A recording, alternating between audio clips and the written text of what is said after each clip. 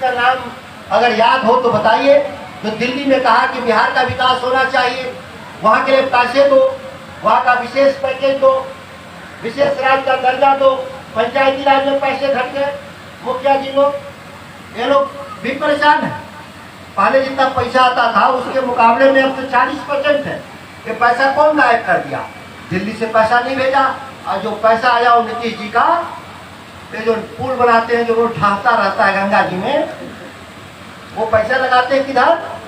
जो दहजा उधर पैसा लगाते हैं। हिसाब कोई उनसे नहीं मांगेगा। हमने तो काम किया, और जब हिसाब मांगने का टाइम आएगा तब तक बाढ़ आ जाएगा, तो दह जाएगा, तो कौन हिसाब मिलेगा? तो काम ये लोग कर रहे हैं। लोग ऐसे लोगों को हम लोग को सत्ता से हटाना होगा। बिहार के भीतर 1 साल के भीतर होगा। हम तो आपके भीतर वचन दे के गए थे कि हम धाबी आएंगे। आप ऐसा क्यों कह रहे हैं कि मेरे चुनाव जीतने के बाद हम नहीं आएंगे? रास्ता खराब था तो भी हम लोग कहीं चलते हैं, देखेंगे। जहाँ तक गए जाएंगे वहीं तक जाएंगे, वहाँ तक भी एक रहेगा कि हम आए। लेकिन हम लोग का सौभाग्य, हम अंतिम गांव तक भी बरसात में आने में कामयाब हुए हैं। आगे आने वाली आपकी परेशानियाँ दूर होंगी, मैं आपको विश्वास दिलाता हूँ। बहुत सारी जो मांगे हैं जो हमारी दिल्ली से सुलझेंगे, बहुत सारे मामले हैं जो भैया के स्तर पे, विधायक जी के स्तर पे सुलझेंगे, और कुछ ऐसी बातें हैं जो मुखिया जी के भी स्तर पे सुलझेंगी। अपना वाला भी काम हम लोग में कुछ जोड़े हैं, कोई बात नहीं। इसे हम लोग की पार्टी के आदमी है, तो इनका मांग करना कोई कमजोरी नहीं है। ये भी ठीक है, करेंगे, तीनों मिल के करेंगे और करेंगे। विश्वास दिलाते हैं। चीज़ों को 2-3 महीना, अभी तो 1 महीना हुआ है हमको, अभी हम ओथ लिए हैं। अभी ऑफिस, घर, स्टाफ जो लिखते पढ़ने के लिए चाहिए हमको नहीं मिला है। ये भी हमको 2 महीना में उम्मीद है कि मिल जाएगा। तो हम लोग और तेजी से काम को करेंगे। और आप बहुत सारी चीज़ों को, टीवी लोग जो भागे थे, तीनों विधायकों के इलाके में राष्ट्रीय जनता दल चुनाव कांग्रेस लड़ा था, चुनाव जीते हैं भारी वोट से। तो ये हम इसलिए कह रहे हैं कि हमारे मतदाता और कार्यकर्ता नहीं भागने वाले, विपरीत परिस्थिति में संघर्ष करने वाले लोग हैं।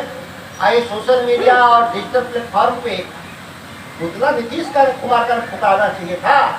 रोड फंस गया तो विधायक जी का क्यों? अरे फूल गिरा तो नीतीश कुमार का, तो रोड फंसा भी तो नीतीश कुमार का पुतला फुकाएगा। ये लोग भाजपा के षड्यंत्रकारी लोग हैं, जो हारे लोग हैं। वो क्या बोलते हैं, हारने के बाद